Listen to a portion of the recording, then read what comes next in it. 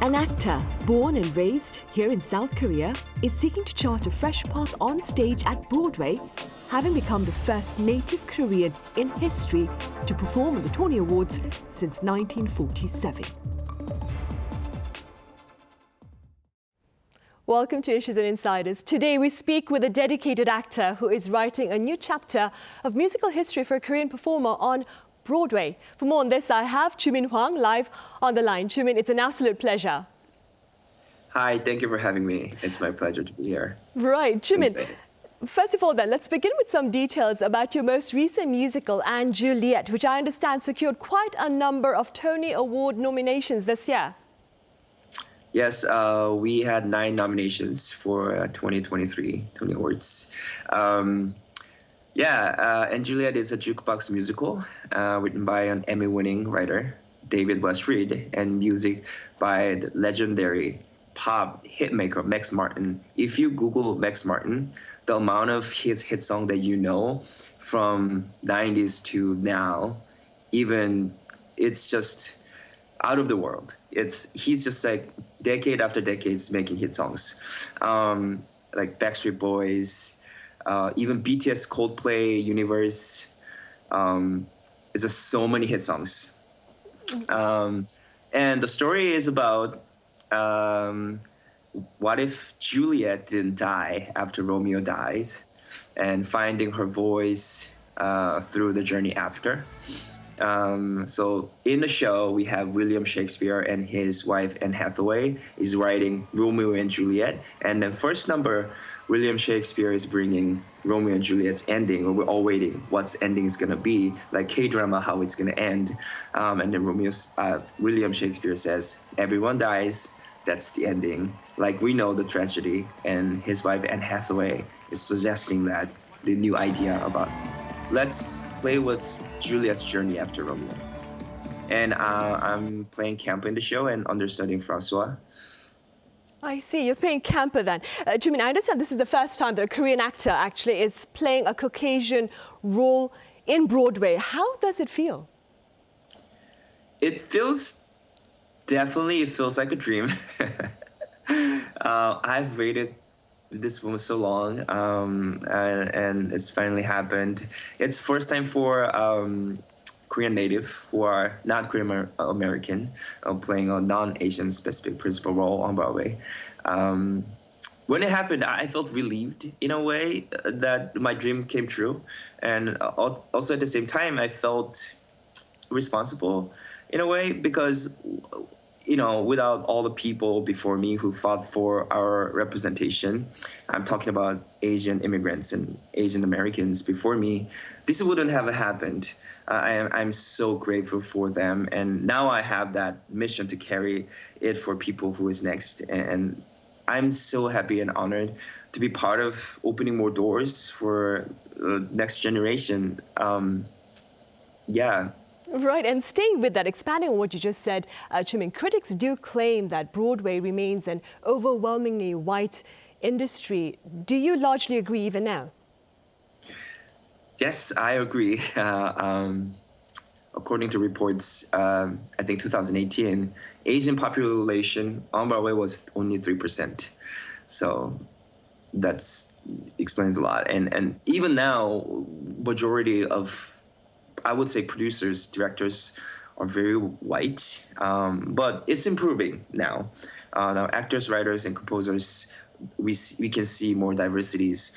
But I think we need more diversities for producers who can put up the show and giving a chance to tell Asian stories. I heard now Korean producers have started co-producing Broadway shows. And Juliet actually has a co-produced by a Korean company called the Library Company. So hopefully there will be more producers who will look like me on Broadway in the future. They'll be amazing. Indeed. And Joomin, before we turn to your personal journey to Broadway, could you tell us a bit about how the pandemic itself appears to have started a new conversation with regard to broadening Broadway's racial boundaries? What was it about the pandemic that started that debate, that talk, that is? Yes, I think it's pandemic. In the U.S., pandemic started, everything stopped. And then there was huge movement, Black Lives Matter, and that actually opened huge door for diversity and inclusion. And so after the pandemic, and then Black Lives Matter, and people are like ongoing talking about diversity and inclusion. And then after pandemic's done, in the rehearsal process, we actually have diversity and inclusion time that everyone gathered and then talking about diversity and inclusion as who we are, as like we look different, and then we just share our stories. And I think that's a huge step for everyone to be included. Right. And I'm Indeed. very, very thankful for that. And it's been working well, and you can see it's working on Broadway too. Like you see more diversity, definitely now, like more people on the stage. Very promising right there. Joomin, now let's turn to a bit of a personal story right there. What made you turn to Broadway? Because if I am wrong, and do correct me if I'm wrong, but I understand you majored in aerospace engineering in university before embarking on a career on theatre. Could you tell us about that? Yes, this can be a long story. I can talk about this for like 3 days straight, but I'll try to make it short. So I grew up as a breakdancer. I started when I was 11, and there was a huge breakdance boom in Korea by the comic books called Hip Hop. I don't know if people can relate to that. So people my age in middle school, everyone danced, I would say, and I was one of them. I found it fun, and somehow I made a crew with like 5 of my best friends now. And I started just dancing. And my parents, because I was only child, they were very concerned that I was just dancing and not studying. And I actually got a job as backup dancer of a group called JTL, a unit group from HOT back then. And that was when I was 18, and I brought that contract because I was underage. I needed my parents' signature to get the job, and they teared it in front of my eyes. And no, you're not doing this. You have to study. And we had like a big fight after that. And kind of like we got into the agreement that if I get into college, they'll say you'll do whatever you want, just get into the college. So I was like, okay, I'll get into the college. And so we made a deal. And when I was young, I liked UFOs. So I was kind of like into aerospace, like missiles and airplanes. So I thought it would be fun for me to study something that I like. So I kind of started studying, and then I fortunately got into aerospace engineering major in Sejong University, and I studied for like a year, and then I got into a theater show called 사랑하면 춤을 춰라. That was my theater debut, and I met 고창석 배우 고창석, my 선생님. He was coaching acting there, and I just fall back into theater like immediately because I love theater and dancing, and I just started training from that. And because my parents said you can do whatever you want, so they didn't actually touch what I was doing, and I was like following my dream since then. And since I was in theater, I wanted to learn how to sing and acting. So that got me into music school later on, and I just kept pursuing my dream. And one day my professor, when I went to college in Korea, and my professor, Dr. Jang, one day suggested me that, Joomin, you should go to the US. There's a sister school you can go to without English score, and you can try out Broadway, and you should just try out. Just see what is going to happen. And it felt unrealistic because I was 28 at that point and I didn't know how to speak English, and I was like, I don't know if I can do that. And she was like, just thinking about it, just sleep on it for a couple of days, and I started gathering my thoughts, and I was like, okay, it would be great if I learned from Broadway, where the musical originated, and also Korean musical industry back then had lack of diversity in terms of body. Like they didn't have like a plus sizes or like under 6 foot, like especially big theater productions. They have very like a cookie cutter type of like ensemble type. So I had a hard time getting a job anyway, and even auditioning was hard. So on top of that, I wanted to be in a show that is open run, like Lion King, which has been running for like 25 years. So I wanted my dream as my lifelong job. So everything was telling me that I had to try this opportunity and make it happen. So I packed my stuff in 3 months and went to University of Wisconsin, started learning English, and started pursuing my dream. And I'm here now. Right, good to know, and good for you, of course. Joomin, Yeah, local it's a long media, story. right? Local media reports claim, and again, do correct me if I'm wrong, but you went through 1,000 auditions in a span of 8 years there in the U.S. That being said, what do you suppose was the most difficult aspect of that particular experience? So when I was as an international student. After you graduate, you get temporary work visa, and if you don't have enough credits, you cannot even apply the next process for artist visa. So for me, the first year, I auditioned for like I probably like 500 to 600. Like I went to so many auditions, sometimes 5 in a day, and I was so desperate. So I was like, I didn't really think about it until later. But then later I realized, I grew up as a majority in Korea, and then after I moved to the US, I became minority, and I've never felt that in my life until I moved to the US. And that experience is really interesting. It's really hard to explain, but like it's kind of like it's slowly getting into you under your skin, and like really difficult part has been digesting that experience and then don't get affected by it, if that makes sense, and keep pushing my dream like I am majority, and keep doing my thing, keep showing up, keep fighting for what I think is right, because it's just slowly the environment is like kind of like slowly limiting you, if in a way. But I kept fighting, and I went to auditions without like thinking of like the race or anything. And that's actually how I got the prom, my Broadway debut. I was the only Asian in the cast, and people usually see how they cast before the productions, and if they don't see themselves in that, they don't usually go to the audition. But I went to the audition anyway because I needed any opportunity, because I needed that for my visa. And I booked it. I booked it as only Asian cast in the show, and I kept doing my thing.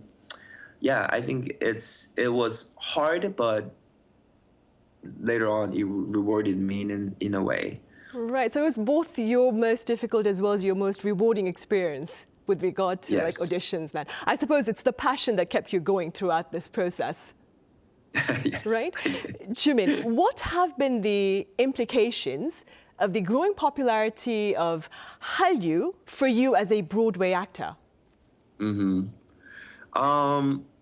I mean, so I was here before BTS. So like actually, I mean, I would say 2017, I was doing the K-pop Broadway, off-Broadway production.